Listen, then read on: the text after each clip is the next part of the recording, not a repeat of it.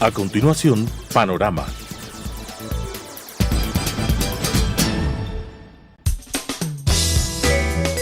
Clasificación B, bajo supervisión de un adulto.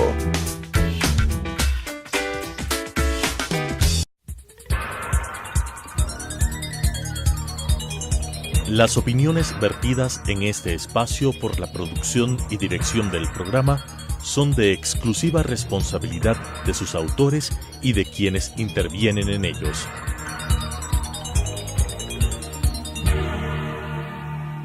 Telesucesos Canal 29 UHF presenta Panorama, política interna y asuntos internacionales abordados por especialistas, jefes de misiones diplomáticas, organismos internacionales y expertos en temas de la comunicación política nacional e internacional.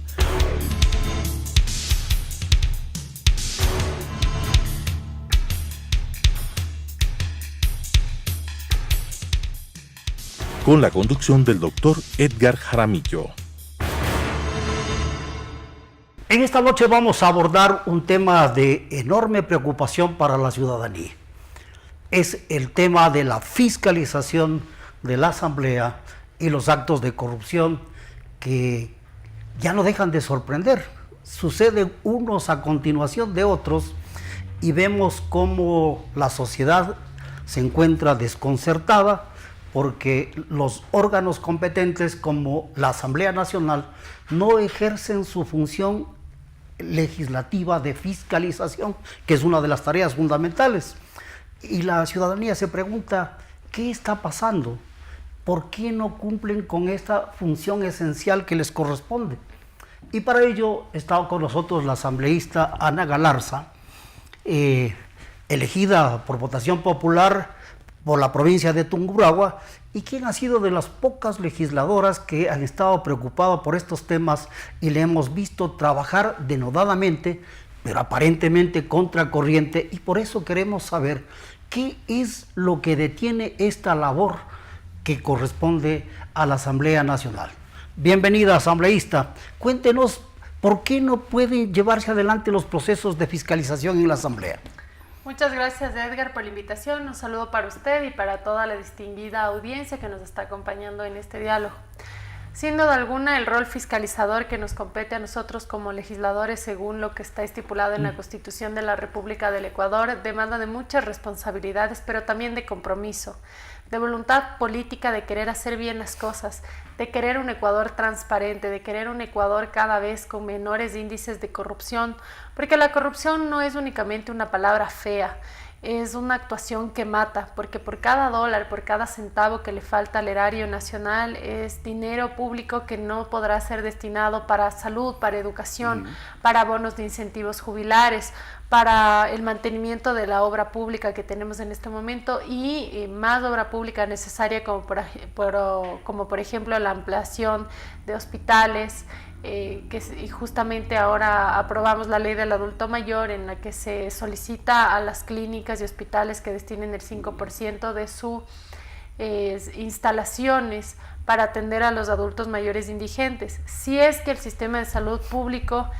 tendría esa capacidad, si es que no hubieran robado el dinero del erario nacional, no sería necesario solicitarle a las clínicas y hospitales privados que destinen este porcentaje para la atención de los adultos mayores indigentes. Sin embargo, también tenemos que ser conscientes de que todos como ciudadanos tenemos algo de responsabilidad social. ¿En qué radica la falta de fiscalización eficiente desde la Asamblea Nacional? No desde la voluntad de unos cuantos legisladores que nos hemos abanderado con nuestro rol constitucional, sino de la mayoría de Alianza País, tanto morenista como correísta, que en momentos críticos se une como un solo puño, una sola fuerza para encubrir, para salvarles de procesos de control político a sus compañeros, a sus coidearios. Podríamos poner muchos ejemplos en esta mesa, por ejemplo, el juicio político a los vocales del Consejo de la Judicatura. Se lo presentó 2 veces, en la primera ocasión el CAL no dio paso, la segunda ocasión del CAL dio paso, llegó a la Comisión de Fiscalización y no hubo los votos necesarios para que el informe de admisibilidad llegue al Pleno de la Asamblea Nacional, para que puedan ser censurados y destituidos. se encuentra en manos de la presidenta de la Asamblea Nacional, la economista Elizabeth Cabezas, el hecho de que ella dé paso al informe para que sea el pleno de la Asamblea, que es el máximo estatuto del primer poder del Estado, para que decida sobre el juicio de censura, en este caso los miembros del Consejo de la Judicatura, ya que fueron cesados, fueron destituidos por el Consejo de Participación Ciudadana y Control Social Transitorio. Por otra parte, también tenemos el ejemplo más fresco, por así decirlo. Hace varios meses atrás, el legislador Raúl Tello, junto con nuestras firmas, presentó una solicitud de juicio político para censurar y destituir al superintendente de bancos, Cristian Cruz. El CAL se demoró 5 meses en abocar conocimiento, 5 meses. Y a más de ello, en el momento que llegó a la Comisión de Fiscalización, legisladores tanto morenistas como por ejemplo el asambleísta Daniel Mendoza de la provincia de Manabí, como correístas, la asambleísta Lira Villalba de la provincia de Tungurahua, mi provincia lastimosamente, votaron en contra del juicio político para que el informe llegue al Pleno de la Asamblea Nacional y que pueda ser censurado y destituido el superintendente de bancos por sus incumplimientos en el tema de la revisión y control del manejo del Instituto Ecuatoriano de Seguridad Social.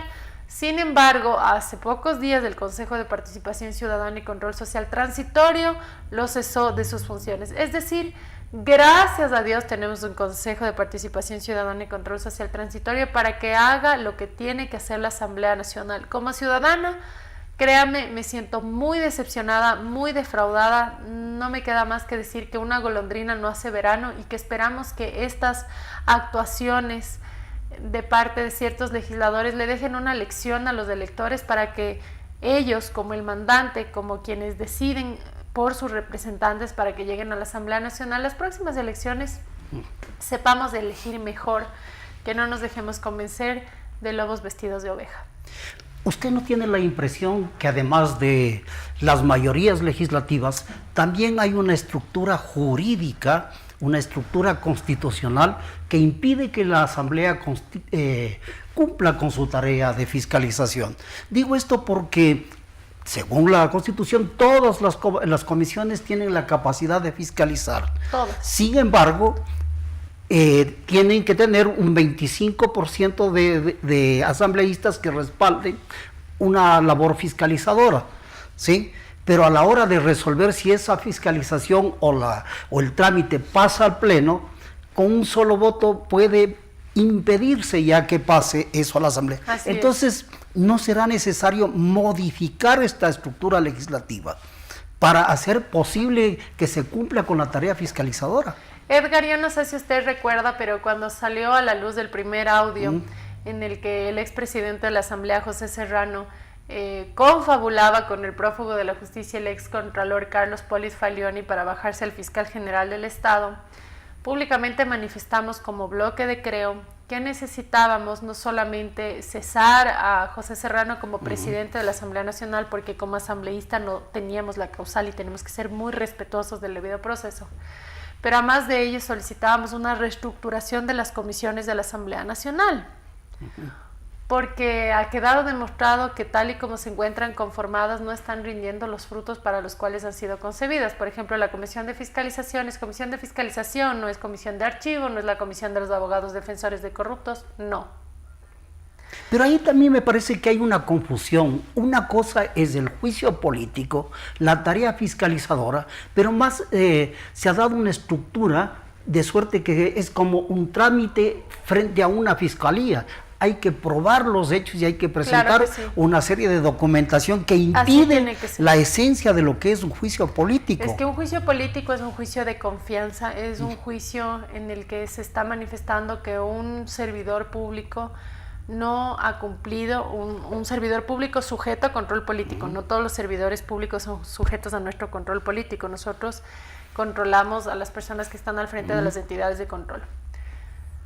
Y realmente nosotros sí tenemos que presentar pruebas de cargo, porque no podemos empezar y destituir indiscriminadamente a las personas que nos parezcan o que no nos parezcan. Todas las personas tienen un debido proceso consagrado en la Constitución, tanto por vía administrativa como por la vía judicial, inclusive en un proceso de juicio político.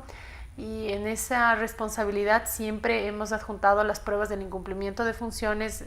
Usted recordará al juicio político del ex vicepresidente Jorge Glass, que hoy se encuentra preso, al juicio político de Carlos Ochoa por haber cometido un fraude procesal al haber plagiado la ley orgánica de comunicación. Sí, modificó algunas disposiciones en base a las cuales sancionó, lo cual es absolutamente ilegal. Además que es ilegal, es de un incumplimiento. Pero ahí de ha sus quedado. funciones. Es no, decir, fue no, censurado y destituido. fue censurado, pero eso no es suficiente porque se ha cometido un delito. La Entonces, justicia y debería está haber sido sometido a sanciones administrativas, civiles y hasta penales. A ver, la sanción política nosotros ya la llevamos. La Contraloría es la responsable de emitir el informe con indicio de responsabilidad tanto civil culposa o penal. Si es que se encuentran indicios de responsabilidad penal, el informe previo de Contraloría tiene que ser dirigido a la Fiscalía General del Estado. La ciudadanía, nosotros muchas veces nos ha solicitado, manden los presos, recuperen la plata. Sí, esa no es la tarea. Que no nos corresponde. No pueden hacerlo, pero sí mandar los informes para que la Fiscalía inicie los procesos legales. Lo que pasa es que tal y como se encuentra la normativa en este momento y que ya hemos solicitado las reformas para que no se necesite un informe previo de Contraloría para que se dé paso a las investigaciones, por ejemplo, de delitos contra la administración del Estado. Como usted conoce, para que se inicie un proceso legal por delitos contra la administración del Estado se necesita un informe previo con indicios de responsabilidad penal emitido de parte de la Contraloría General del Estado. Mientras la normativa manifiesta que los delitos contra la administración del Estado no prescriben, son imprescriptibles, por otra parte, la Contraloría únicamente tiene un plazo de 7 años para poder emitir un informe previo con indicio de responsabilidad penal. Estaríamos hablando, para poner un ejemplo, que los contratos que habría tenido el hermano del expresidente Rafael Correa, Fabricio Correa, con el Estado, pese a que eso es ilegal, en este momento no pueden contar con un informe de parte de Contraloría porque ya habría pasado el periodo. Ha prescrito ya la acción. Así es. Bueno, entonces yo creo que es indispensable adoptar una serie de iniciativas que permitan modificar esa estructura jurídico-legal, porque si no, se está legitimando un régimen de impunidad. Así Entonces, ¿qué iniciativas ha tomado la Asamblea y ustedes como bloque legislativo? Yo a título personal he presentado proyectos de reforma justamente para suprimir el informe previo con indicio de responsabilidad penal para que todo ciudadano, como la Constitución así lo manifiesta, si es que conoce de algún acto de corrupción o de algún indicio de actos de corrupción, pueda acercarse a la Fiscalía para solicitar que se investigue o, caso contrario, presentar directamente la denuncia. ¿En qué etapa se encuentra esta modificación? Esta modificación fue calificada por el CAL, sin embargo, una vez que se califica un proyecto de ley o un proyecto de reforma, esta documentación es remitida a la mesa de la Comisión Permanente Especializada, que corresponde, en este caso es la Comisión de Justicia, que está presidida por la asambleísta Marcela Guiñaga, y que, como sabemos, en estos temas ella no cuenta con imparcialidad, ya que es una asambleísta que se encuentra glosada por Contraloría General del Estado. Está comprometida con los actos que se pretende juzgar. En ese sentido, no será menester modificar la reestructuración de las comisiones. Hemos solicitado, sin embargo, y bueno, yo respeto, todos los legisladores tienen la libertad de decidir y ellos tendrán sus motivos. Por ejemplo, el Partido Social Cristiano no apoyó la reestructuración de las comisiones de la Asamblea Nacional. No sé si les parezca que María José Carrión maneja bien la Comisión de Fiscalización, o si les parece que la asambleísta Marcela Guiñaga maneja bien la mesa de la Comisión de Justicia. Bueno, ellos tienen su derecho de decidir, sin embargo, las cosas serían distintas si es que se hubiese permitido la reestructuración de las comisiones permanentes en la Asamblea Nacional. Yo no sé cuál sea la interpretación que hacen los dirigentes y los partidos políticos, pero la ciudadanía sí tiene una visión muy clara. Dice, tenemos una asamblea ineficiente, así es, que no trabaja, que no fiscaliza y la corrupción continúa galopante. Esta es la gran decepción de la ciudadanía. La Asamblea como institución, la Asamblea como institución le está fallando a la ciudadanía. Y yo soy una asambleísta, pero le estoy hablando como ciudadana. Una ciudadana que, al ver que la anterior función legislativa no actuaba conforme a los valores y principios de los ecuatorianos, decidí involucrarme en política. A pesar de que yo sabía que la política era un campo sumamente complicado, yo no podía seguir viendo como una espectadora, seguir indignándome de ver cómo están destrozando el país por el que tanto han trabajado nuestros antecesores y por el que nosotros tenemos que trabajar para dejarles un buen porvenir a nuestras futuras generaciones. Decidí empaparme el poncho, llegué a la Asamblea Nacional y me di cuenta que hacía falta mucho más que la firme voluntad de querer hacer bien las cosas. Se necesitaban acuerdos, consensos, pero esos acuerdos y esos consensos llegan a ser bastante complicados de conseguir si es que de por medio para conseguir un voto siempre es, y bueno, ¿y qué me das? No, las cosas no tienen que ser a cambio de que se te den cuotas, de que se te dé plata, porque a ti se te paga un sueldo para que hagas las cosas en beneficio del país, sin ningún tipo de cálculo político, económico, interés personal o conflicto de intereses.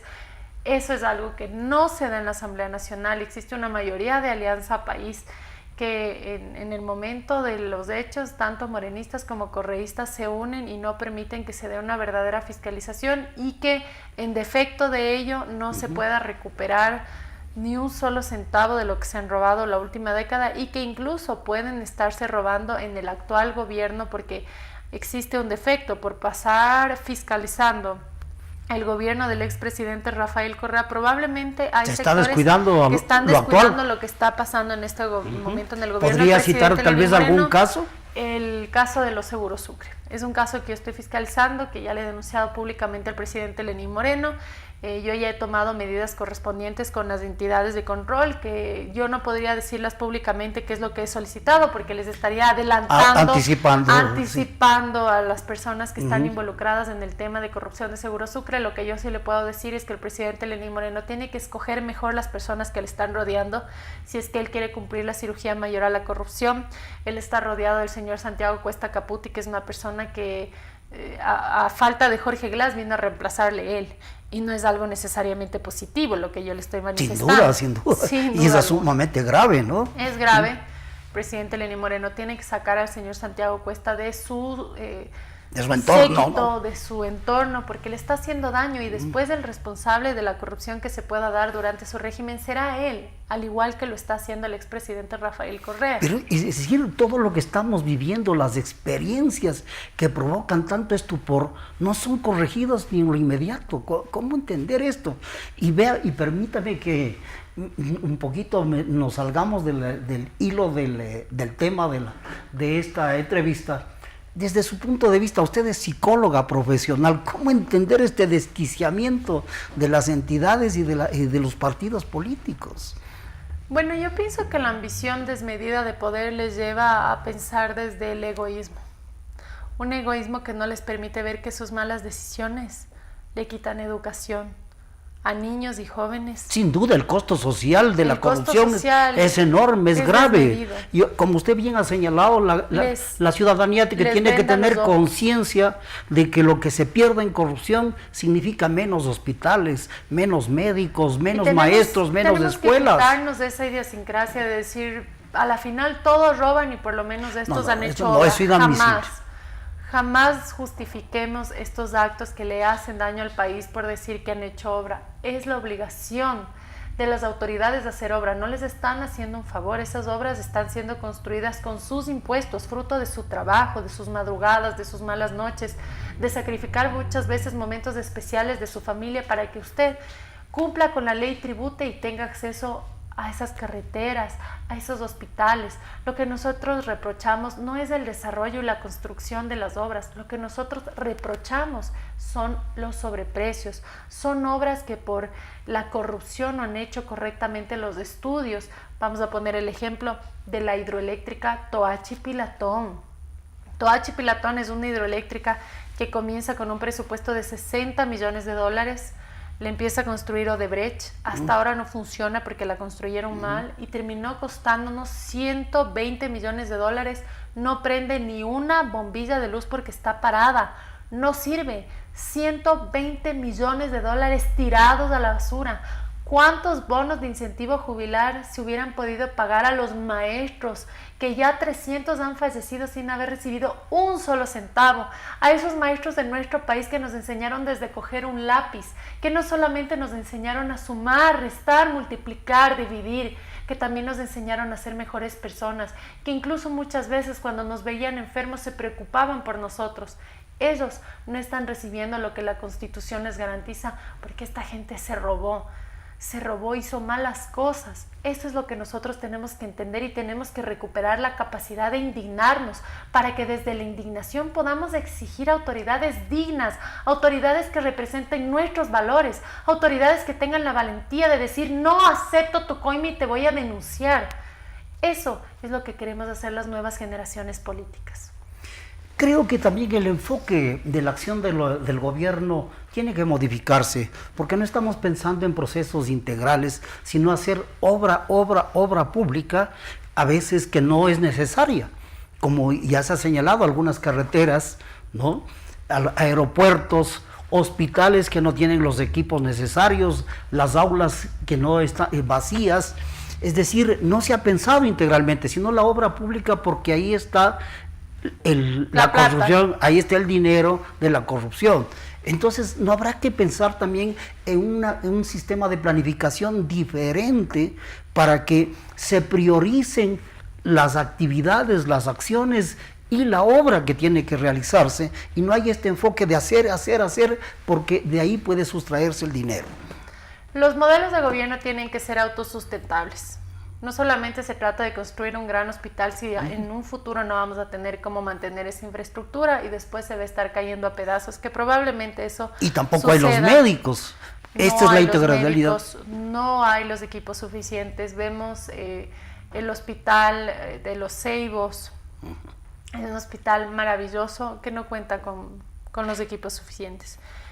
Se olvidaron el alcantarillado y otros no elementos hay alcantarillado, básicos. Pero es increíble una cosa algo tan básico, y esto es el ejemplo que poníamos de Toachipilatón, la refinería del Pacífico que no hay. ¿Por qué no hay? Porque hicieron malos estudios en el momento que aplanaron toda esa superficie que nos costó $1.200 millones. Nos costó $1.200 millones, claro, eso sí, Jorge Glass contrató con Odebrecht y no se puede construir nada sobre esa inmensa planicie porque hicieron malos estudios. Y lo mismo hicieron malos estudios con este mega hospital. Entonces es plata que se desperdicia por las irresponsabilidades, porque no ponen a las personas más aptas al frente de estas instituciones públicas. ¿Cómo es posible, presidente Lenín Moreno? Usted critica al expresidente Rafael Correa, pero usted se rodea de la misma gente que participó del gobierno de su ex líder, porque todavía más él le consideraba como su líder en el momento que cogió el avión a Bélgica, como un buen Judas, le dio la puñalada por la espalda, y a veces uno dice, no, qué bueno, con Lenín Moreno salimos de la corrupción. No es así. Fue un quítate tú para ponerme yo. Él se mantiene actuando de una manera inadecuada, presidente Lenín Moreno. ¿Cómo es posible que como presidente del directorio de Seguro Sucre no ponga un experto en seguros, sino que le ponga a un chef, con todo el respeto que se merecen los señores chef? Disfruta mucho sus platos gourmet, pero yo estoy más que segura que su conocimiento no está relacionado con slips de reaseguros, con el cumplimiento de las pólizas, etcétera. Este es el caso del señor Diego Guzmán, que es una persona absolutamente descalificada, que incluso fue parte de la Comisión de la Verdad del 30S. Eso es muy que tanto grave. Habló de un golpe blando, y cuando ahora el tiempo ha resaltado que no existió nada de ese intento de golpe de Estado, ni intento de magnicidio. El señor Diego Guzmán fue parte de esos 3 miembros de la Comisión de la Verdad que le mintieron a un país entero. Por favor, señor presidente, yo no creo que sea mucho pedir que separe esas personas de su gobierno, que refresque su entorno y que refresque con personas en realidad que quieran hacer las cosas como corresponden, apegadas a derecho, porque repito, usted será el responsable político de lo que se dé durante su gobierno. Es así. No debemos pensar que los gobiernos, la sociedad es del gobierno, sino al revés, que los gobiernos dependen y se deben a la sociedad, y por eso habría que cambiar su visión. En los últimos días ha ocurrido un hecho realmente insólito. Una señora que pertenece al Consejo de Participación Ciudadana y Control Social ha hecho una denuncia sumamente grave sobre el prefecto de Manabí, y lo que ha ocurrido es que se han asaltado la casa para robarle los documentos y sus equipos. ¿Qué hacer frente a estas acciones? Porque de otra manera los ciudadanos que denuncian los actos de corrupción se van a ver enfrentados a circunstancias como estas que son completamente inadmisibles. ¿Cuál es su pensamiento respecto a esto? Bueno, lo que sucede con el prefecto de Manabí es un vox populi que se ha vivido durante muchos años. Sin embargo, el poder político ha conservado en impunidad los actos del prefecto de Manabí, ya que él tiene una gran popularidad en su provincia. Entonces él es apetecido como un líder que influye en el electorado, y en ese sentido él siempre se mantuvo al lado del ex vicepresidente Jorge Glass. El ex vicepresidente Jorge Glass le permitió a Mariano Zambrano a contratar con los sectores estratégicos. Aquí está una de la Notaría Cuarta del Cantón Esmeraldas, un testimonio de escritura de un contrato de provisión de transporte multimodal marítimo con la empresa Marcomsa Marzam. Lo que se debe indicar es que las autoridades públicas no pueden contratar con el Estado, están impedidos legalmente. Artículo 24 de la Ley del Servicio Público prohíbe que los servidores públicos celebren por sí mismos o por persona interpuesta contratos con el Estado. Hasta cuarto grado de consanguinidad, segundo de afinidad. No solamente habría celebrado contratos con el Estado el señor prefecto de la provincia de Manabí, sino también lo habría hecho su hijo, que es asambleísta, y según la Constitución eso es un motivo de destitución.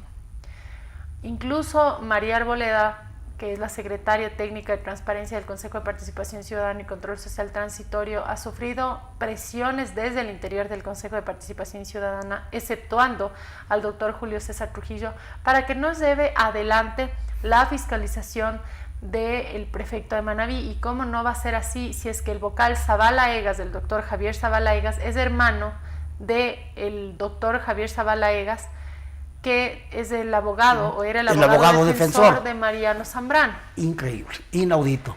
No es inaudito, no es increíble. Por eso nosotros votamos en contra de Javier Zavala Egas, porque sabemos del conflicto de intereses que existe en su familia, porque han recibido casos para defender actos de corrupción. Sí. Entonces no iba a haber una imparcialidad, y en ese sentido están chantajeando al doctor Julio César Trujillo sus votos para seguir haciendo el control que está haciendo el Consejo Transitorio a cambio de que no se fiscalice a Mariano Zambrano. Queremos agradecerle a la asambleísta Ana Galarza por habernos permitido ampliar la visión, la concepción respecto de qué hacer y cómo enfrentar la corrupción y la tarea fiscalizadora de la Asamblea Nacional. Las opiniones vertidas en este espacio por la producción y dirección del programa son de exclusiva responsabilidad de sus autores y de quienes intervienen en ellos.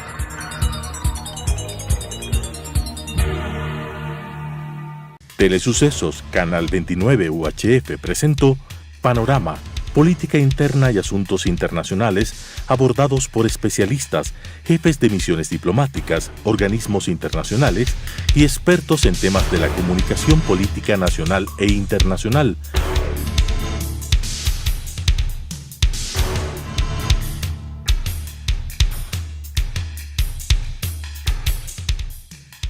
Con la conducción del Dr. Edgar Jaramillo.